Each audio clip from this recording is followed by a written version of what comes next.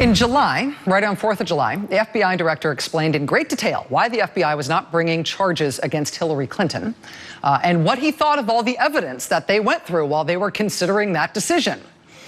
Last week, Senator Elizabeth Warren wrote to the FBI director and asked if he would please make the same kind of statement explaining why the FBI didn't recommend charges against the 9 bankers who were referred to the Department of Justice for possible prosecution when the Financial Crisis Inquiry Commission found that in the financial crisis, those individual 9 bankers were involved in possible serious violations of federal laws. Yeah, if you can explain it for the Clinton thing, how about the financial crisis that almost destroyed the world? No word back yet from the FBI, we're told. But then today, the CEO of the world's most valuable bank, he was treated to Senator Warren's tender ministrations at the U.S. Senate as well. This just isn't right. A cashier who steals a handful of 20s is held accountable, but Wall Street executives who almost never hold themselves accountable, not now and not in 2008 when they crushed the worldwide economy. The only way that Wall Street will change is if executives face jail time when they preside over massive frauds. Joining us now for the interview is Senator Elizabeth Warren of Massachusetts. Senator Warren, thank you very much for making time to talk to us tonight. Really appreciate you being here. Thank you very much for having me. So your questioning of the Wells Fargo CEO was very heated today, I think is the right word.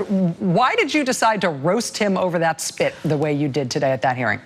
Well, why not? I mean, look, here is a guy who says, I'm accountable.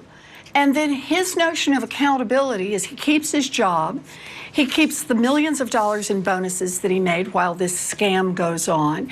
He keeps all the money from his stock improving because of the scam that was going on, and then blames the scam on more than 5,000 low-level employees and says, oh, he didn't know anything about it. You know, there just comes a point when you have to say, enough. You can't keep doing this. Remember, right at the heart of the 2008 crisis was, in a sense, exactly the same thing. It was that giant financial institutions, not community banks, not credit unions, giant financial institutions, figured out that they could make buckets of money by cheating their own customers. Now, the lead up to 2008 was far more elaborate and had lots of people in it and lots of different kinds of financial instruments. But at its heart, that's what it was all about. It was about those mortgages, about those subprime mortgages that tricked people, that trapped people, that fooled people. So what happens? It's 8 years later, and Wall Street says, no, no, no, no, no, we've changed, we've changed, we've changed. And then it comes out that Wells Fargo, the biggest bank in the world, has been out there doing something called cross-selling. And what it really means is they squeeze their employees into their employees' made up checking accounts and credit card accounts, squeeze them that hard. Why? So they could then go right back to Wall Street and keep pumping their numbers and saying our stock is worth more and more and more. Our company is worth more and more and more because look at all these accounts we've got.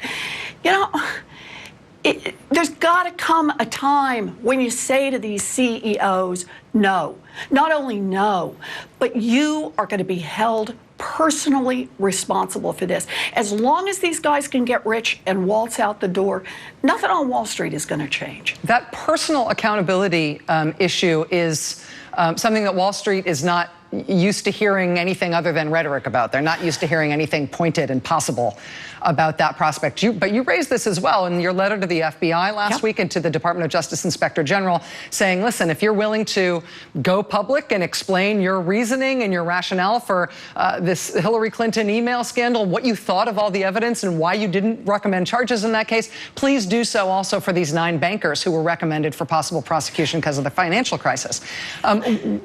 Why did you decide to go to the FBI about that now? And do you actually think they'll release any of that information? So let's talk about the now. You remember that after the crisis, Congress set up something called the Financial Crisis Inquiry Commission.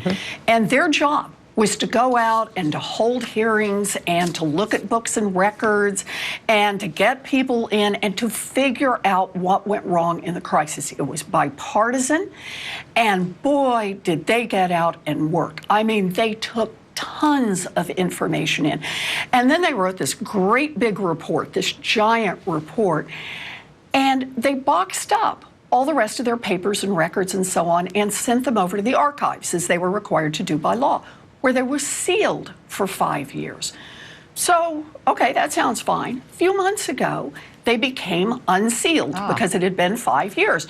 So my staffers go over and get the boxes out and start digging through them. And it turns out that the Financial Crisis Inquiry Commission had recommended, based on the data they had seen, specific people who should be investigated as having caused the financial crisis, and specific financial institutions.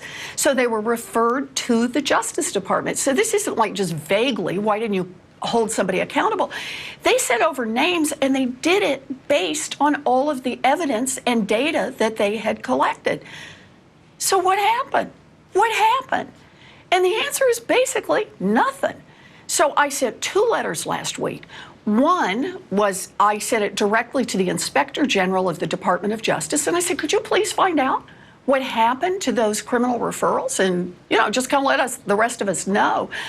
But the second was to the director of the FBI, because I listened really closely when he got up and talked about Hillary Clinton. And he had said, the FBI's general policy is if we don't issue an indictment, we don't say anything about it.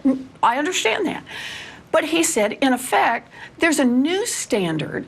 And the new standard is when there is, I believe his words were, intense public interest.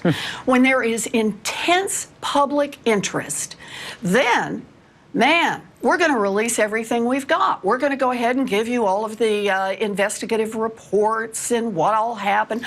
I'm going to stand up and do a big press conference, he said. And then he goes over to Capitol Hill and testifies all about it. Okay, if that's the new standard, I believe there is intense public interest in the people and institutions that caused the 2008 financial crisis, that cost millions of people their homes, millions of people their jobs, millions of people their retirement accounts. The Dallas Fed estimates cost this economy $14 trillion. That kind of sounds like intense public interest to me. So I asked him to apply his new standard for the intense public interest cases and release the same kind of information he released in the case of Hillary Clinton and her emails. You haven't heard back from him, have you? Not so far. We called the FBI and the Department of Justice and asked if and when they're planning on writing back, and they wouldn't tell us either. Senator, do you have a plane to catch, or do you mind holding just for one more segment so I can ask you a thing? I can hold. Thank you very much. Senator Elizabeth Warren will be back with us in just a moment. Thanks. Yay. Oh, thank you. Thank you for that introduction. And hello, Ohio. It is good to be here. Senator Elizabeth Warren campaigning this weekend in Ohio for Ted Strickland and his Senate race against Rob Portman in that state. Senator, thanks for sticking with us. I really appreciate it. I talked at the top of the show a little bit about how the electoral projections for the Senate right now, some of them including the New York Times and the Washington Post, are both saying that actually the Republicans are more likely than the Democrats to be controlling the Senate next year. Based on polling right now, we've also seen Hillary Clinton's lead over Donald Trump evaporate to a significant extent, both in national polls and swing state polls. What is, having been to all these states, campaigning for all these Democratic senators, do you have a diagnosis for why that might be happening right now? Do you have a proposed cure for how to fix it? Look, my job is not to diagnose what's gone wrong. My job is to get up there and fight back, because that's what we have to do. I mean, let me try just 2 words for you: Supreme Court.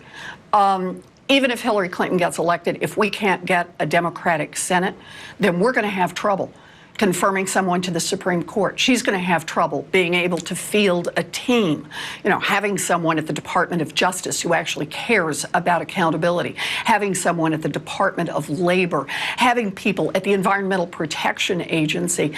If Hillary Clinton has to step into the White House on the first day in opposition to a Congress that is controlled in both houses by Republicans, then she really will have her back against the wall. So my view on this is, number one is to take the White House, to hang on to it with Hillary Clinton. But right behind that, we have got to take back control of the United States Senate. The Supreme Court depends on it, and actually just getting out there and doing the basic work of government depends on it. Senator Elizabeth Warren, I do appreciate you sticking with me and for giving us this much time tonight. It's nice to see you. Thank you. Thanks. All right, we've got much more ahead tonight. Do please stay with us.